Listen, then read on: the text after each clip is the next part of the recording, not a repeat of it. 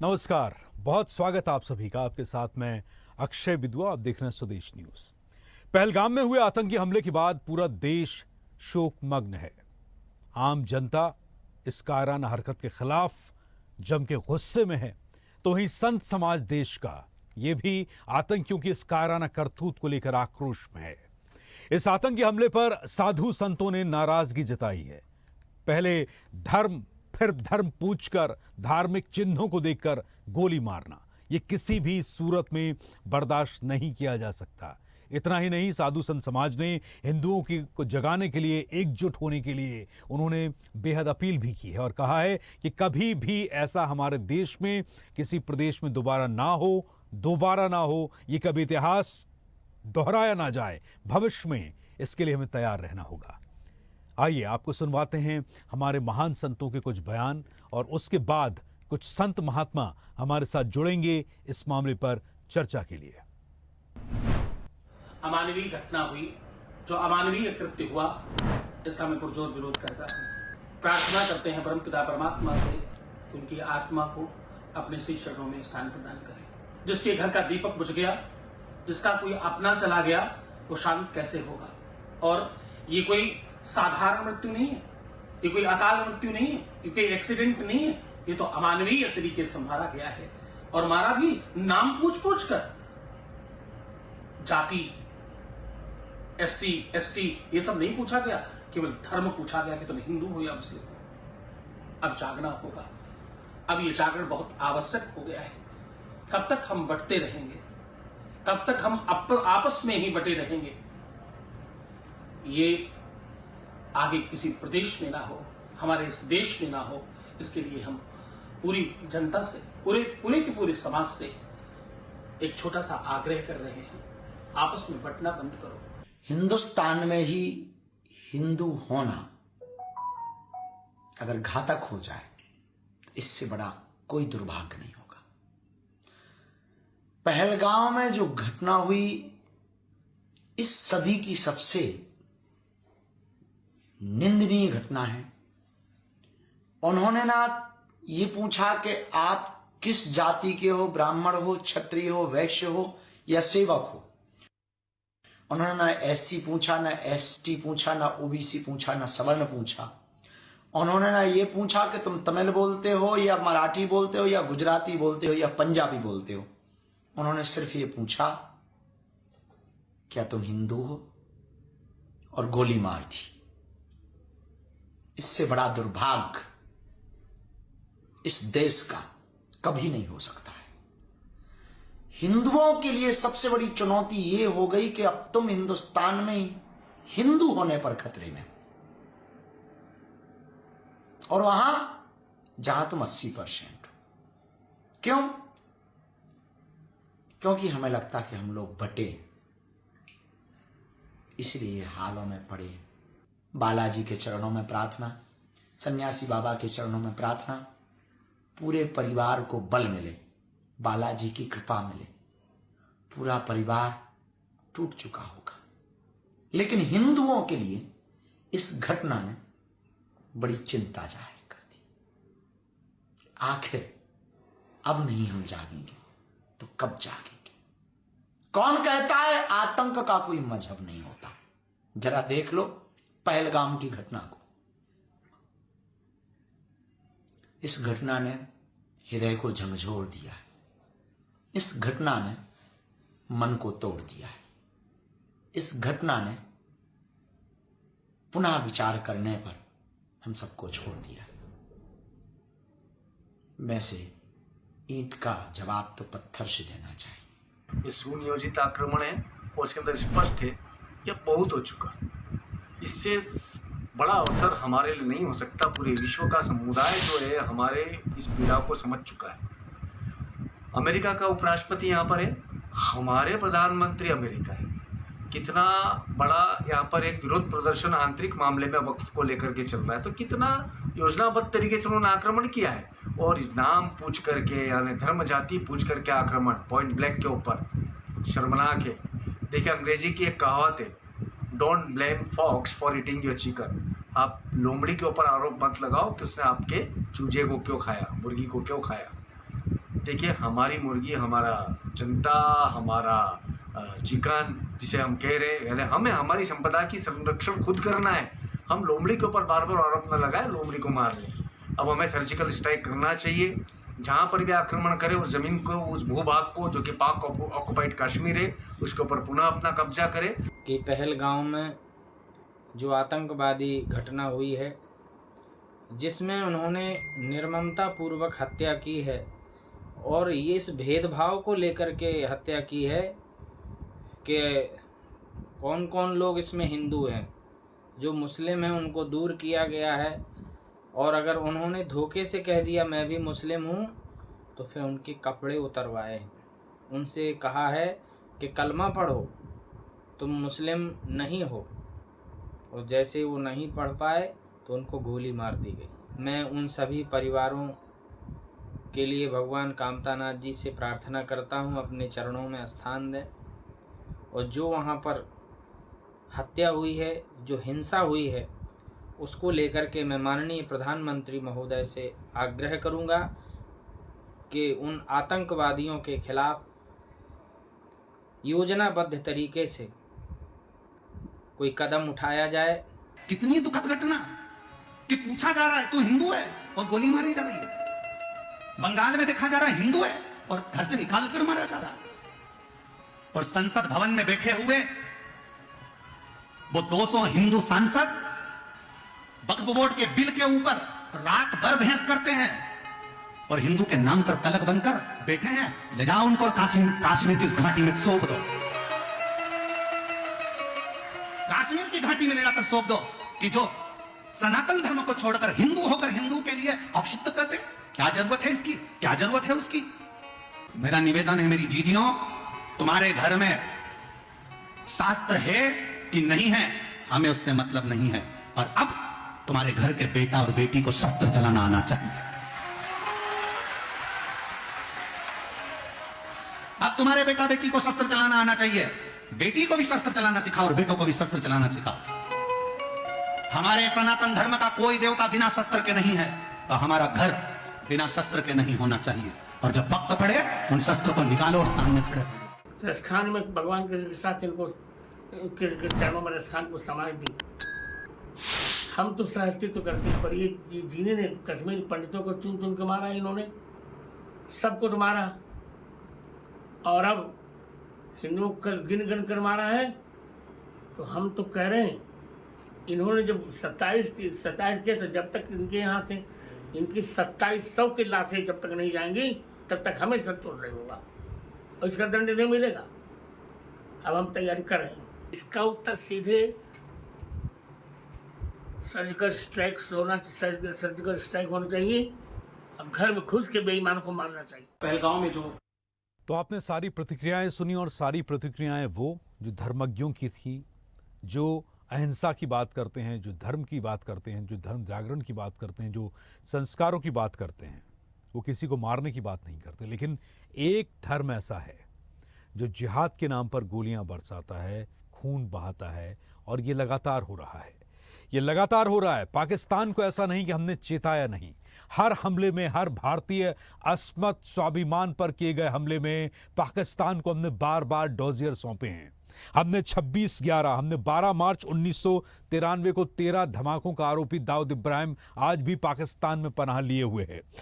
12 मार्च 1993 को 13 धमाके पाकिस्तान पहुंचा दाऊद इब्राहिम। 26 नवंबर 2008 को 26/11 का हमला हुआ, तब भी डोजियर सौंपे। 13 दिसंबर 2001 का संसद में हमला हुआ, तब भी हमने डोजियर सौंपे। और अब ये चौथा हमला 22 अप्रैल 2025 का, जिसके तार फिर पाकिस्तान से जुड़े। अब यहां वाटर स्ट्राइक। तो आइए, हमारे साथ जो धर्म को लेकर परेशान लोग हैं, क्योंकि हिंदुओं की अस्मत पर एक बड़ा हमला है। जाति धर्म पूछकर, धार्मिक चिन्हों की शारीरिक देहास्ती पहचान करके हिंदुओं को गोली मारना, ये नरसंहार था। और इस पर धर्मज्ञ हमारे साथ हैं। शैलेश आनंद गिरी जी महाराज, महामंडलेश्वर, इस वक्त जूना अखाड़ा मेरे साथ जुड़ रहे हैं। मेरे साथ महामंडलेश्वर बाबा महादेव, प्रवक्ता अखिल भारतीय हिंदू महासभा, आप मेरे साथ जुड़ रहे हैं। मेरे साथ धर्माचार्य पंडित राकेश जी शास्त्री जुड़ रहे हैं। आप सभी मेहमानों का बहुत बहुत स्वागत स्वदेश न्यूज में।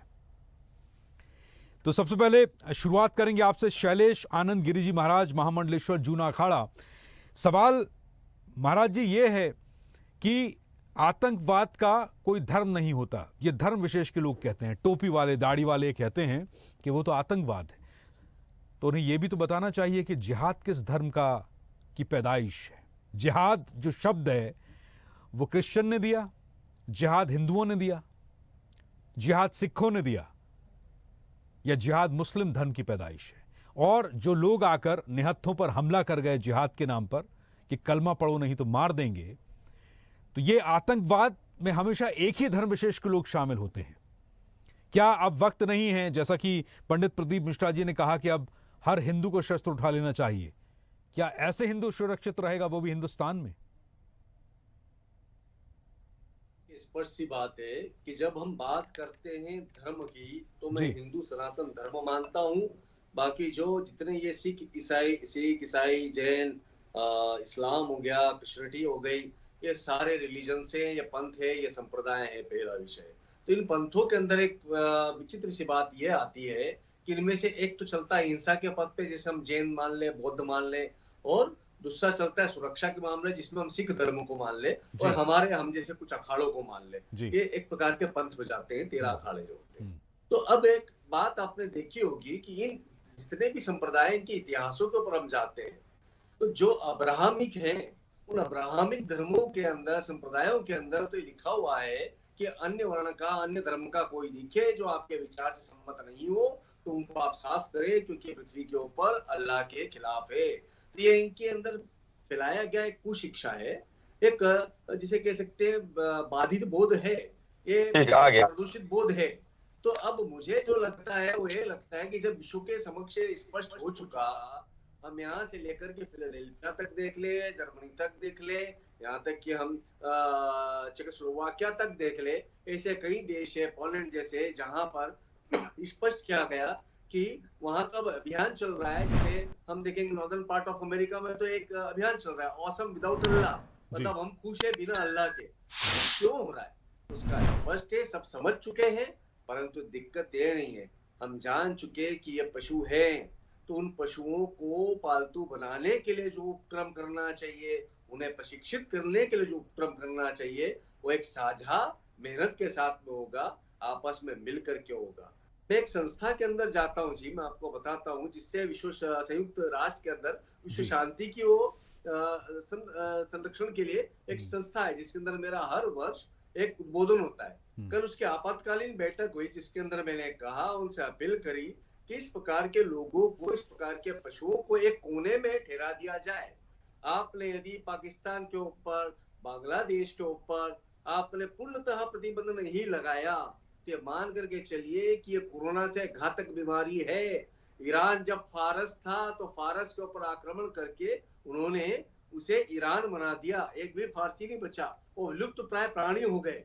तो ये एक प्रकार की संक्रामक बीमारी है जी, इस बीमारी से हमें निपटना होगा, और इसके निपटने के लिए शास्त्र तो ठीक है, शस्त्र भी आवश्यक है। मैं लौटूंगा, बिल्कुल आपने कहा शास्त्र तो ठीक है, लेकिन शस्त्र की आवश्यकता है, और शास्त्र और शस्त्र की पूजा इस देश में, शिक्षा इस देश में प्राचीन काल से हो रही है। आप चाहे द्वापर देखें, चाहे आप सतयुग देखें, चाहे आप कलयुग देखें, जो है इस देश में शास्त्र और शस्त्र की पूजा आप जैसे महर्षि, आप जैसे महात्मा ही, गुरु ही देते आए हैं। भगवान राम को शास्त्र और शस्त्र की शिक्षा दी गई, महर्षि वशिष्ठ ने दी, फिर संदीपनी आश्रम में भगवान कृष्ण की शिक्षा हुई।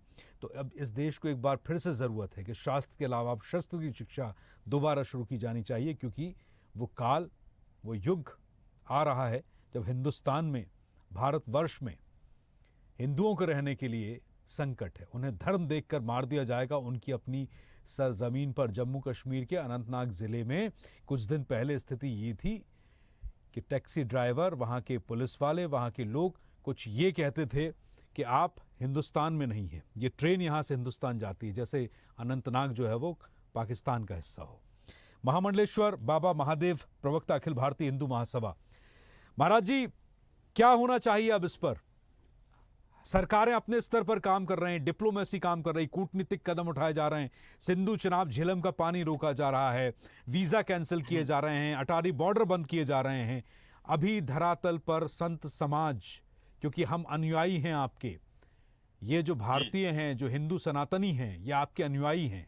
अब क्या होगा, आप लोग किस तरीके से मार्गदर्शन करेंगे हिंदुओं का, और ये जो इस तरीके व्यभिचारी, अत्याचारी, दुराचारी राक्षस अपने दुष्कर्म से प्रताड़ित कर रहे हैं सनातनियों को, हिंदुओं को, जी क्या आप लोग कदम उठाएंगे? मैं श्री आशुतोष भगवान पीठ से बाबा महादेव और अखिल भारत हिंदू महासभा का राष्ट्रीय प्रवक्ता अंतर्राष्ट्रीय महामंडलेश्वर बाबा महादेव जी एक बात कहता हूं कि ये कोई आतंकवादी घटना नहीं है जी, ये धार्मिक युद्ध है। क्योंकि उन्होंने ऐसा नहीं कि एक तरफ से अंधाधुंध गोलियां चलाया, उन्होंने पहले धर्म पूछा, नाम पूछा और उसके पश्चात फिर गोली मारी है। और ये हिंदुओं को समझना पड़ेगा कि ये धार्मिक युद्ध है। बांग्लादेश, उसके पश्चात फिर वेस्ट बंगाल, फिर पहलगाम, ये सिलसिलेवार एक विचारधारा है, इस्लामिक जिहाद है। और इस्लामिक जिहाद ये नहीं चाहता कि हिंदू बचे, मूर्ति पूजक बचे, सनातनी बचे, भगवान के भक्त बचे, और वो निरंतर उस पर अत्याचार कर रहा है, गोलियां चला रहा है। अब हिंदुओं को समझना पड़ेगा और इसका प्रतिकार करना होगा। और मोदी सरकार से भी मांग है, लेकिन साथ में हिंदुओं को कह रहा हूं कि आपको असली न्याय खुद के लड़ने से मिलेगा।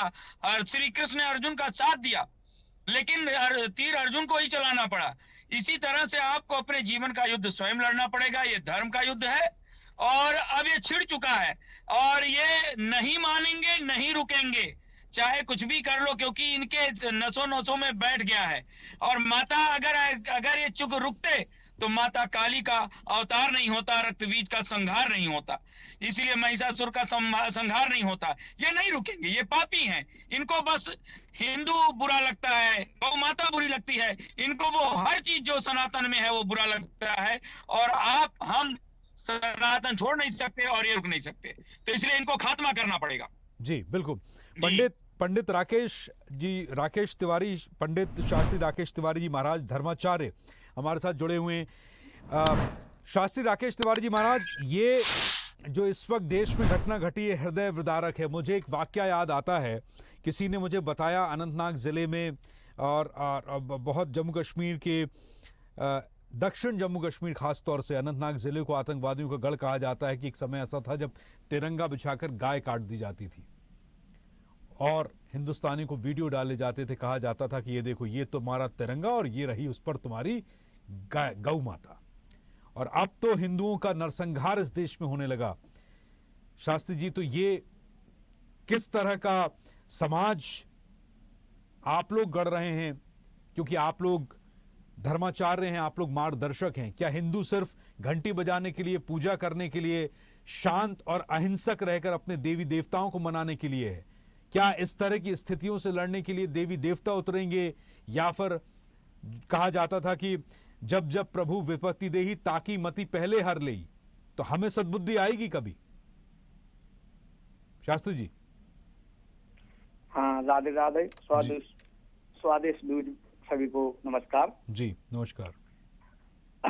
हमारा जहाँ तक है, पहलगांव में जो अभी घटना हुई है जी, उन समस्त देहगामी वासियों को सुख शांति प्रदान करे, उनके परिवार के लिए लड़ने के लिए अग्रिम भगवान क्षमता प्रदान करे। दूसरे, हमारा जहाँ तक मानना है जी कि ईंट का जवाब पत्थर से हो तभी भारत की सुरक्षा हो सकती है। पागल कुत्ता यदि है, उसको रोटी डाली जाए तो वो कभी शांत नहीं बैठेगा, चार को और काटेगा, और जो रोटी डालेगा उसको ही पहले काटेगा। तो उसके लिए एक ही हथियार होता है कि उस पागल कुत्ते को मार ही दिया जाए तो दूसरे लोग बच सकते हैं। सबसे पहले भारत सरकार से हमारा निवेदन है कि शास्त्र और शस्त्र दो नीति हमारे भारत पहले से ही सनातन से चली आई है, वेद शास्त्रों में भी चला आया है। जी हाँ। तो यहाँ पर मोदी जी, माननीय मोदी जी का कहना है कि आत्मनिर्भर भारत, तो हमारे हिसाब से पहली सुरक्षा में भारत होना चाहिए, आत्म सुरक्षित भारत होना चाहिए। हर स्कूल में बच्चों के लिए आत्म सुरक्षा की ट्रेनिंग, उसके टीचर निर्धारित होना चाहिए। दूसरी बात, भारत के अंदर जो आगे चल करके और अधिक संकट आने वाला है जी, वो संकट आने वाला पंथ वाला संकट। हमारे देश में कोई पंथ नहीं था, सनातन एक धर्म था। जैसे ही समय बढ़ता चला गया तो कई पंथों में हमारा भारत की जनता विभक्त होती चली जा रही है और धर्मगुरु भी अलग अलग विभक्त होते चले जा रहे हैं जी। और यही एक समाज का बंटवारा है जी। भारत देश में जो भी रहता है वो भारत माँ के सपूत हैं, भारत माँ का दूध पी करके यहाँ पर जन्म उन्होंने लिया है और भारत माँ के साथ में कुछ भी होता है, एक के साथ में होता है तो सबके साथ में होता है। जिस तरीका से शरीर व्यक्ति का एक होता है, शरीर में अलग अलग अंग होते हैं और उन अंगों के अलग अलग कार्य होते हैं। इसी तरीका से संतों ने समाज के चतुर्वर्णों की व्यवस्था की थी कि शरीर हमारा एक होकर के वो अनेक काम कर सके जी। संतों की यह व्यवस्था थी, लेकिन आज की राजनीति ने अपना फल पकाने के लिए के विभाग बांट दिए गए हैं, अलग अलग समाज को बांट दिया गया है। तो माननीय हमारे प्रधानमंत्री जी, भारत सरकार से हमारा निवेदन है कि जनता को जागरूक करना, जनता को एकाग्र करना और पंथों पर रोक लगाना नितांत जरूरी है। जब तक हमारे पंथों पर रोक नहीं लगेगी तो भारत एक कभी नहीं होगा। ये कितना मुमकिन है? महामंडलेश्वर जूना अखाड़ा शैलेंद्र आनंद गिरी जी महाराज, जैसा कि पंडित राकेश तिवारी शास्त्री महाराज बता रहे हैं कि शस्त्र और शास्त्र की शिक्षा होनी चाहिए, प्रत्येक स्कूल में आपको फिजिकल ट्रेनिंग होनी चाहिए। ये समय अब आ चुका है और हम इस कट्टर पंथ को, इस धर्म, इस संप्रदाय को हम बहुत पहले से देख रहे हैं, मॉनिटर कर रहे हैं बहुत दिनों से कि ये इस तरह की ट्रेनिंग देते हैं। इनके यहाँ बहुत ऐसे गुलदस्ते तैयार किए जाते हैं, पता नहीं कहाँ कौन कौन से बंद हैं, वहाँ कौन कौन से वो मदरसे खोल दिए जाते हैं, स्कूल खोल दिए जाते हैं, मासूमों को वो ट्रेनिंग दी जाती है, वो उनके अंदर रगों में बचपन से वो जहर पैदा किया जाता है कि आपका मादर वतन जहाँ आप पैदा हो रहे हैं, जहाँ का आप खा रहे हैं, पी रहे हैं, उसी की रगों में आप जहर घोल दीजिए। ये ट्रेनिंग जिहादी पैदा करते हैं। तो हम कम से कम आत्मरक्षक, स्वाभिमानी, मजबूत पीढ़ी बना सकते हैं। कैसे होगा ये?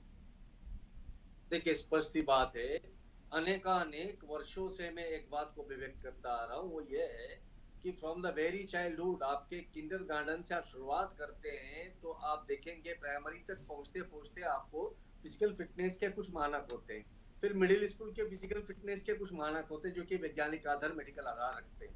तो जब हमने प्रस्तावना करी, विशेष तौर पर जो नेक टीम आती है, जो नेशनल असेसमेंट काउंसिल होती है, जो यूनिवर्सिटी की काउंसिल होती है, उनको हमने प्रस्तावना करी और एक्रेडिटेशन के अंदर कहा गया कि आप आपके बेसिक स्कूल के अंदर मिलिट्री एजुकेशन को बिल्कुल मस्ट कर दीजिए, कंपलसरी कर दीजिए। यदि आप सैन्य प्रशिक्षण के साथ में अपना ज्ञान बढ़ाएं, साथ में आपका आत्म सुरक्षा का बोध, नगर सुरक्षा का बोध, समाज की सुरक्षा का बोध भी आएगा। अभी मैंने आपको उदाहरण दिया, कोरिया में गया तो वहां के अंदर एक नियम है कि यदि ग्रेजुएट कोई होता है तो ग्रेजुएट होने के बाद में उसे 2 साल तक सेना के लिए सेवा देना आवश्यक है। कोई भी व्यक्ति हो, किसी भी स्ट्रीम का हो, साइंस का हो, कॉमर्स का हो, आर्ट्स का हो, किसी भी स्ट्रीम का हो। तो कितना अच्छी बात है कि आप आपके नागरिक को स्वायत्त बनाते हैं, आत्म सुरक्षा के लिए सदैव तत्पर बनाते हैं। तो संभव है, बेहद सरल है। पंडित जी की बात से मैं सहमत हूँ। दूसरा विषय, आप एक चीज बताइए कि हम ये बताए, मैंने सदैव से कहा, आपके चैनल पे भी कहा कि हम क्यों उन पर आरोप लगा रहे हैं। हमें मालूम है उनका वास्तविक चरित्र क्या है, आज से मालूम है क्या? हमें उनका चरित्र सदियों से मालूम है और हम फिर उन पे आरोप लगाएंगे कि we are blaming the fox for eating chicken. मैंने कहा कि हम क्यों लोमड़ी को कह रहे हैं कि मेरी मुर्गी खा गया। अरे भाई, मुर्गी की रक्षा हमारा कर्तव्य था। 370 हटी है, तो हमें चप्पे चप्पे पर जब तक शांति कायम नहीं हो जाती, वहां पर हमें हमारे सुरक्षा बलों को रखना था, विशेष तौर पर मिनी स्विट्जरलैंड खिलाने वाला। हाँ बिल्कुल, बहुत बहुत शुक्रिया शैलेंद्र गिरी जी महाराज। समय दरअसल मुझे इससे ज़्यादा इजाज़त नहीं देता है। महामंडलेश्वर बाबा प्रवक्ता अखिल भारतीय हिंदू महासभा पंडित राकेश तिवारी शास्त्री धर्माचार्य, बहुत बहुत शुक्रिया आप सभी का स्वदेश न्यूज़ को कीमती समय देने के लिए। तो किसी ने कहा था पहले कि पानी मांगोगे तो हवा भी देंगे, दिल मांगोगे तो जान भी देंगे, लेकिन कश्मीर मांगोगे तो चीर देंगे। अब तुम छुड़ा रहे हो, अब तुम गोलियां दे रहे हो, तुम गोलियों से मारोगे तो हम प्यासा मार देंगे। बहुत अच्छा फैसला पानी रोक देने का, वाटर स्ट्राइक का। बने हुए हैं हम इस विशेष कवरेज पर आप तक पल पल के अपडेट पहुंचाएंगे। आप बने रहिए स्वदेश के साथ, देखते रहिए स्वदेश, सबसे पहले देश। नमस्कार। और अपडेट्स के लिए लाइक, फॉलो, शेयर जरूर करें। साथ ही यूट्यूब पर बेल आइकन दबाना ना भूलें और विजिट करें हमारी वेबसाइट swedeshlive.com पर।